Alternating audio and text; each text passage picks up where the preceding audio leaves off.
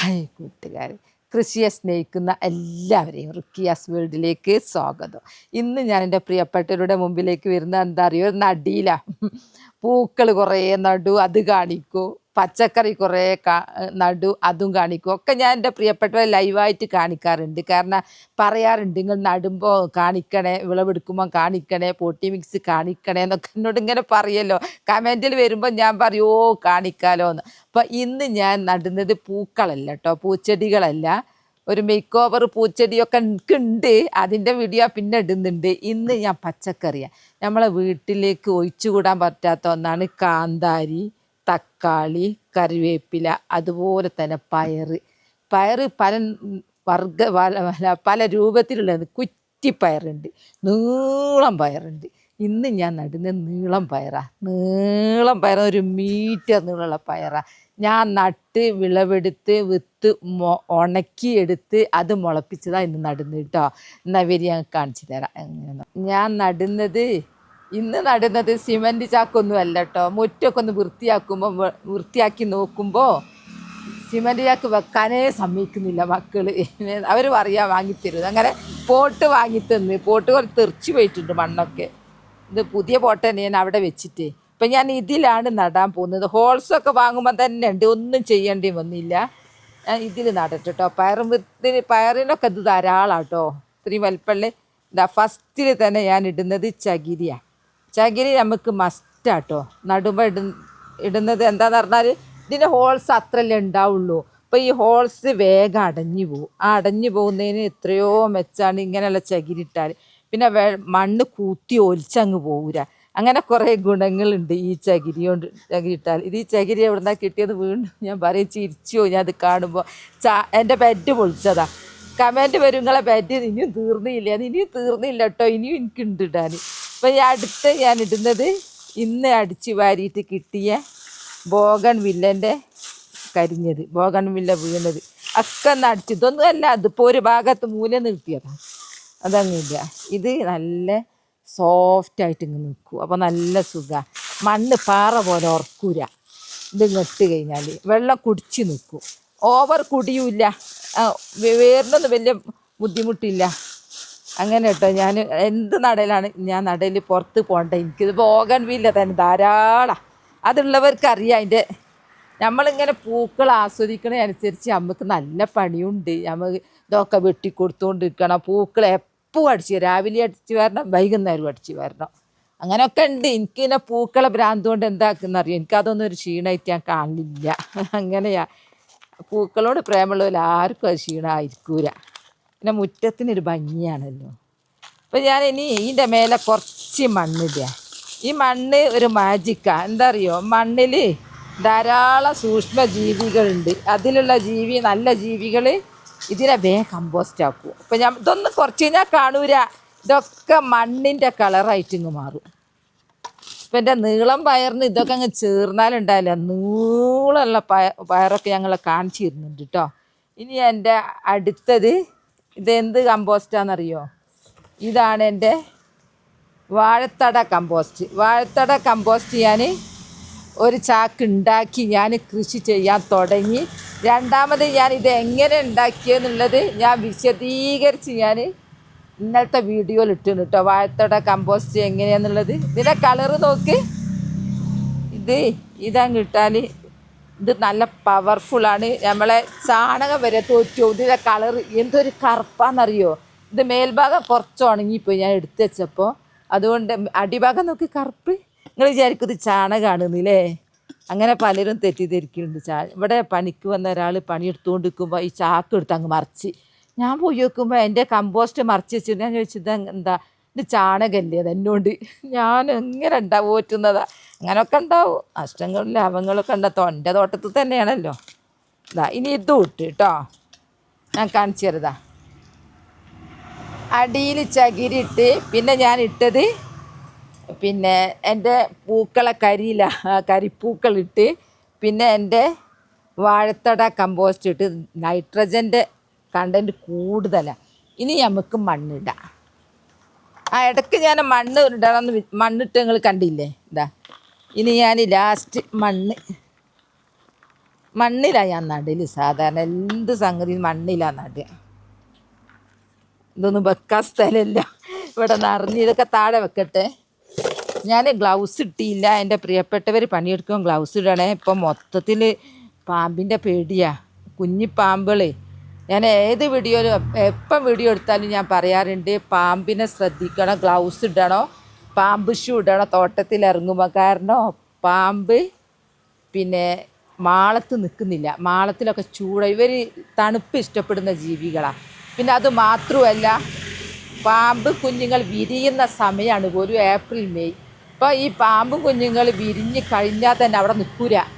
അവർ മൊത്തം ഒരുപാട് കുഞ്ഞുങ്ങളുണ്ടാവും, മൊത്തം ഇര തേടിപ്പോവും. ഇപ്പം നമ്മൾ മുറ്റത്ത് നന്നായിട്ട് ഭംഗിയായിട്ട് ചെടികളൊക്കെ പിടിപ്പിക്കുമ്പോൾ ആരംഭിച്ച് നമ്മൾ നനച്ചുകൊണ്ടിരിക്കും രാവിലെയും വൈകുന്നേരം. അപ്പോൾ അവർ വന്നിട്ട് അതിലൊക്കെ എലികളും എന്തെങ്കിലുമൊക്കെ ജീവികളുണ്ടാവും നമ്മൾ കാണാത്ത. അപ്പം ഈ പാമ്പ് വന്ന് എലിനെ പിടിക്കാൻ ഇര തേടി വരും. അത് ആ പാമ്പിനെ പിടിക്കും, നല്ല തണുപ്പും കിട്ടും.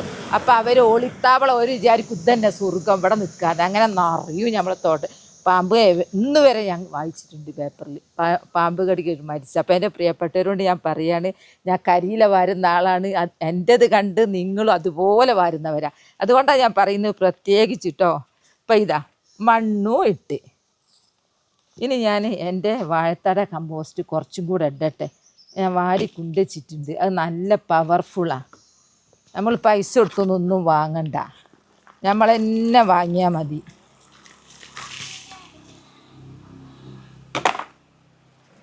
എന്താ ഇട്ടില്ലേ? അതാ വെയിറ്റ് കുറവാ, വെയിറ്റേ ഇല്ല. നിങ്ങൾ കണ്ടല്ലോ ഞാൻ ഇട്ടത്. ഇനി ഞാൻ നടട്ടെ. എൻ്റെ നടിയിൽ നിങ്ങൾ കണ്ടിട്ടുണ്ടെങ്കിൽ നിങ്ങൾക്ക് എൻ്റെ തമാശ വരും. അത് കണ്ട ഭയങ്കര തമാശ തന്നെയാണ്. ഞാനിനി പയർ നടാൻ പോവുകയാണ്. പയറും വിത്ത് ആദ്യം കാണിച്ചു തരാം. ഇതാണ് എൻ്റെ നീളം പയർ വിത്ത്. ഇതാണ് കേട്ടോ, നീളം പയറും വിത്താണ് ഇത് ഞാൻ എങ്ങനെയാണ് മുളപ്പിച്ചതെന്ന് കാണിച്ചു തരാം. ഞാൻ മുളപ്പിച്ചതാണ് നടുന്നത്, ഞാൻ കൊണ്ടുവച്ചതാണ് ഇവിടുന്ന്. ഞാൻ എങ്ങനെയാണ് മുളപ്പിച്ചതെന്നറിയോ? ഇതാ പ്ലാവിൻ്റെ ഇലയിൽ 3 എണ്ണം നടുന്നുണ്ട്. 1 3 എണ്ണം എടുത്തുകൊണ്ട് വന്നിട്ടുണ്ട്.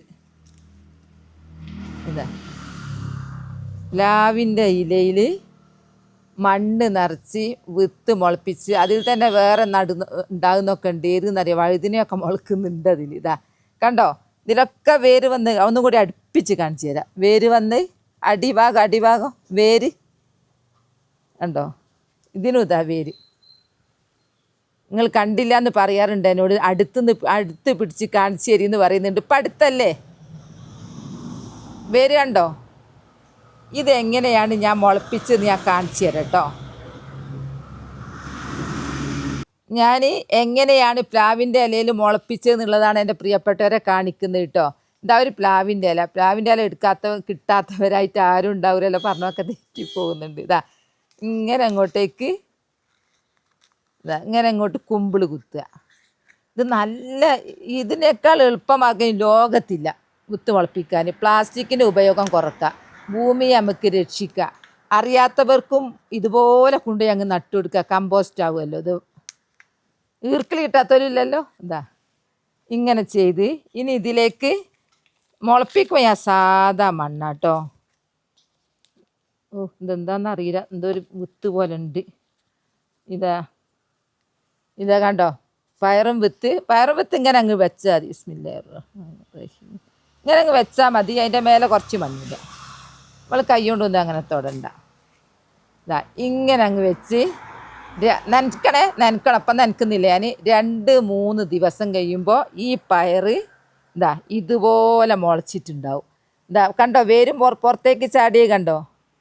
എന്നിട്ട് നമുക്ക് കൊണ്ടുപോയി നടാം. ഇതിപ്പോൾ ഞാൻ ഇതിന് പ്രശ്നം എന്താ അറിയാം ഞങ്ങൾക്ക്, ഇത് കുത്തനെ നിൽക്കൂല. കുത്തനെ നിൽക്കാത്തത് കൊണ്ട് ഇതിപ്പോൾ ഞാൻ എന്താ ചെയ്യുന്നറിയോ, ഒരു മണ്ണ് നിറച്ചിട്ട് ഒരു പാത്രത്തിൽ എന്തെങ്കിലുമൊക്കെ നടുന്നതിലുണ്ടാവില്ല, അതിൻ്റെ സൈഡിൽ കൊണ്ടുപോയി ഇങ്ങനെ അങ്ങോട്ട് കുത്തി കൊടുക്കല. ഇങ്ങനെ അങ്ങ് കുത്തി കൊടുത്താൽ എന്താ പറയുക, അതവിടെ നിൽക്കൂ. നമ്മൾ ഇതിനെ നനക്കുമ്പോൾ ഇതിലുള്ളതിനൊക്കെ കിട്ടും ചെയ്യും. ഇപ്പം ഞാൻ മാറ്റി നടുന്ന് കാണിക്കൂ. ഇന്നിപ്പോൾ മാറ്റട്ടെ. ഇത് ഞാൻ പയറ് നടുമ്പോൾ ഇതിലും വെക്കാം, അതിനൊന്നും കുഴപ്പമില്ല. ഇനി ഞാൻ പയർ നടാൻ പോവുക കേട്ടോ. ഇത് റോക്കറ്റ് സ്പീഡിൽ ഇനി വളരും. കാരണം അത് ഇതിൽ വളർച്ച ഒരു വിധമൊക്കെ ആയി. നടട്ടെ, ഇതാ നടുന്ന് കാണിച്ചു തരാം. ഇങ്ങനെ ഇങ്ങനെ അങ്ങോട്ട് കൈ കൊണ്ട് ഇങ്ങനെ കുഴിച്ചെടുക്കുക. ബിസ്മില്ലാഹിർ റഹ്മാനിർ റഹീം. ഇതുപോലെ അങ്ങോട്ട് അടിയിൽ ഇതങ്ങ് മൂടിക്കളിയ. ഇതൊക്കെ കമ്പോസ്റ്റ് ആയിട്ട് ഇങ്ങ് വരും. ഇനി ഇതിന് നീളം കൂടിപ്പോയി, സമയം തെറ്റി കൊണ്ട് വേര് ചുറ്റും വേരിനൊന്നും ഒരു കോട്ടും തട്ടാതെ നല്ല അടിപൊളിയായിട്ടുണ്ടാവട്ടെ. ഞാനിത് 3 എൻ്റെ അടുത്ത് കുറേ ഉണ്ട്. ഞാൻ ഒരുപാട് മുളപ്പിച്ചിട്ടുണ്ട്. പെട്ടെന്ന് മുളക്കും, അതതിൻ്റെ ഗുണോ. ഇത്ര പണിയേ ഉള്ളൂ നമുക്ക് നടാൻ. ഇനി ഇത് കുറച്ച് കഴിഞ്ഞാൽ ഈ പയർ എന്ന് പറയുന്നത് നീളം പയറാ, കുറ്റിപ്പയറല്ല. അപ്പോൾ ഇതിൻ്റെ പ്രത്യേകത എന്താണെന്ന് പറഞ്ഞാൽ ഇതിന് വള്ളി വീശാനുള്ള സൗകര്യം ചെയ്യണം.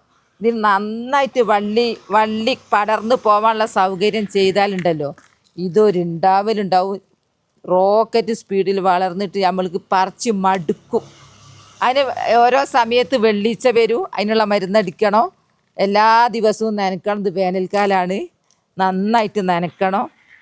പിന്നെ ഇല ചുരുണ്ട് പോണത്, പുഴു വന്നത് ഇല തിന്ന് കളയും, അതിനുള്ള മരുന്നടിക്കണം. ഒക്കെ ജൈവം. എൻ്റെ ചാനൽ നോക്കിയാൽ എല്ലാം ഉണ്ടാവും.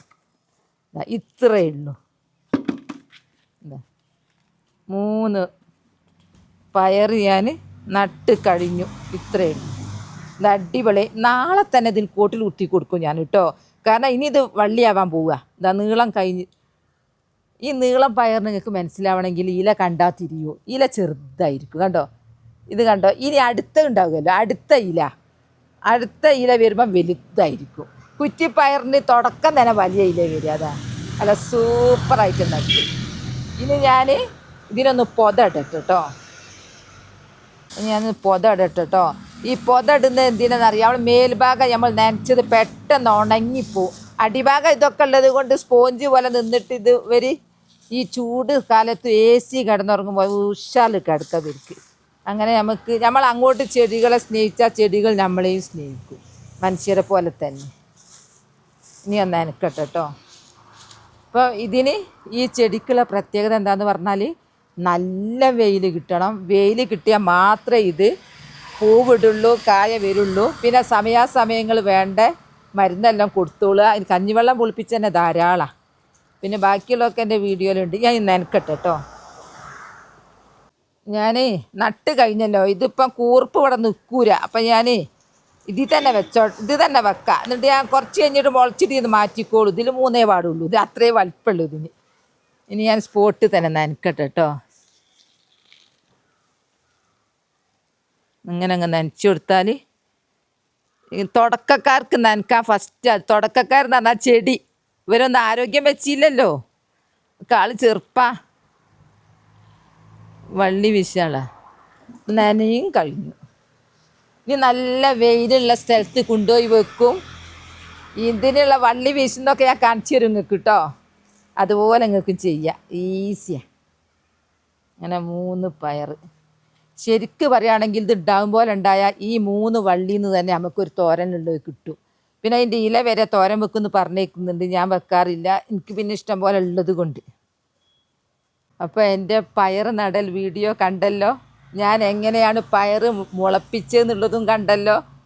അതിനുള്ള എന്തെല്ലാം സാമഗ്രികളാണെന്നുള്ളതൊക്കെ ഞങ്ങൾ മുമ്പിൽ കാണിച്ചു തന്നു.